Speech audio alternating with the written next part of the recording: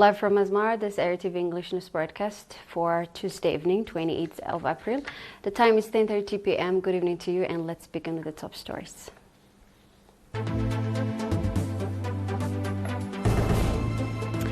International Workers' Day celebration in Gashwarka region. Seminar conducted focusing on struggle and contribution of Eritrean workers. Russia bars entry to more European Union officials in response to latest sanctions. And Norway and Ukraine sign agreement to produce Ukrainian drones.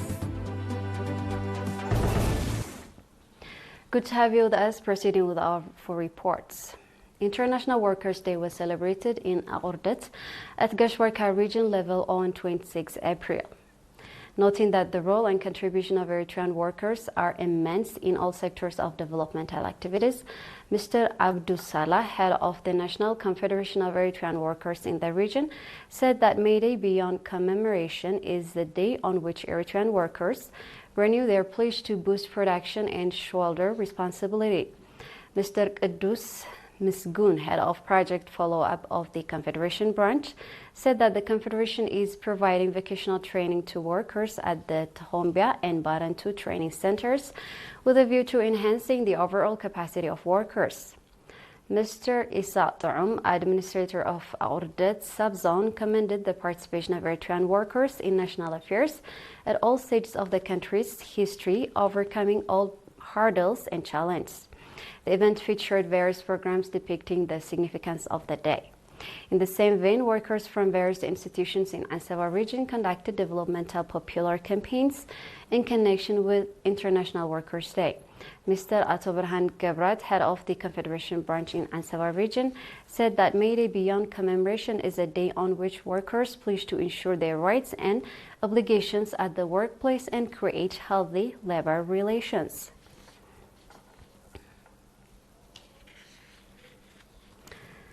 A seminar focusing on the struggle and contribution of Eritrean workers was organized in Mandafara on 23rd April. The seminar was conducted in connection with International Workers' Day, 1st of May.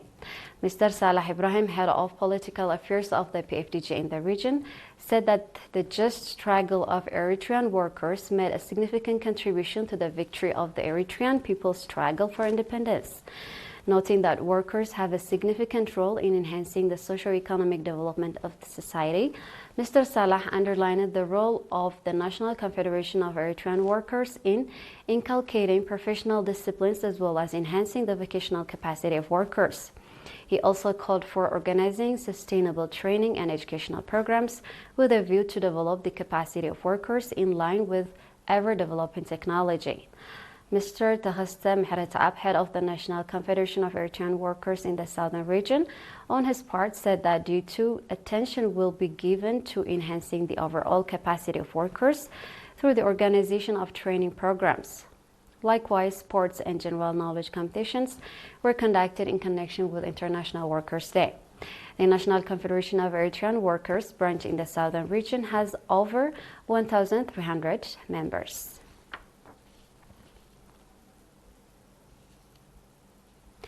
Increased public awareness and understanding have been reported to have made a significant contribution to controlling the prevalence of malaria.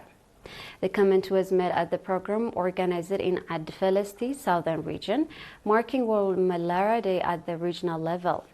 Commending the participation of the public in effort to expand health facilities and address their shortcomings, Mr. Sirak Debas, head of health facilities in the Barba subzone, called for a reinforced role of the public in eradication of malaria.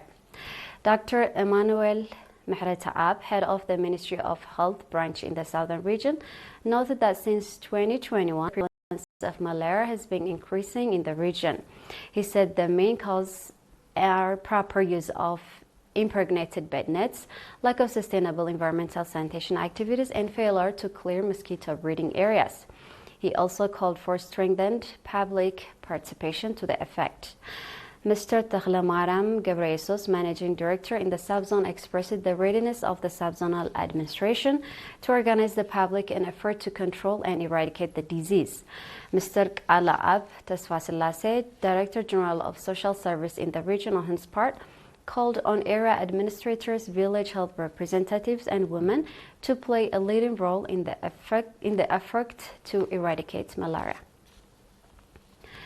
Those were local news updates. We'll be back with international news right after a short break.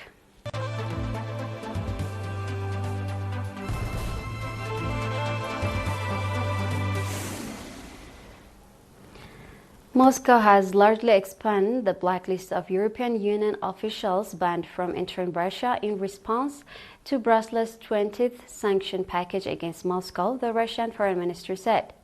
The European Union continues its attempt to pressure Russia by scaling up unilateral restrictive measures, the ministry said in a statement, adding that Brussels' destructive actions grossly violate the norms of international law. The statement also said that Russia has also imposed restrictive measures against civil society activists and academics in European countries who hold hostile positions toward Russia, as well as members of National Parliament of European Union member states and the European Parliament who voted in favor of anti-Russian resolutions and bills. Russia has also barred entry to representatives of European institutions and European Union member states involved in decisions on providing military aid to Ukraine, according to the statement. Norway and Ukraine have signed an agreement to launch joint production of Ukrainian drones in Norway, the Norwegian government said. The agreement was signed in Kiev by Norway's ambassador to Ukraine and Ukrainian Deputy Defense Minister, according to a statement from Norway's Minister of Defense. The Ukrainian manufacturer has told the Norwegian Ministry of Defense that it expects the first Norwegian-produced system to be delivered to Ukraine before the summer, the statement said. Norwegian Defense Minister said the cooperation marks an important and concrete step toward deeper Norwegian-Ukraine defense cooperation. The agreement will also facilitate bilateral industrial cooperation, including efforts to strengthen supply chains and establish joint research and development cooperations.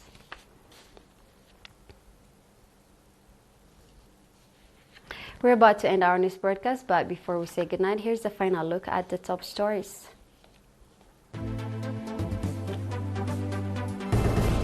International Workers' Day celebration in Gashwarka region. Seminar conducted focusing on struggle and contribution of Eritrean workers. Russia bars entry to more European Union officials in response to latest sanctions.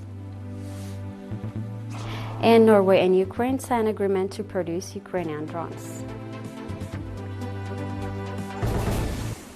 That's all with the news for this session. On behalf of the entire news crew, thank you for watching. I am Salim Brahane. Have a great night.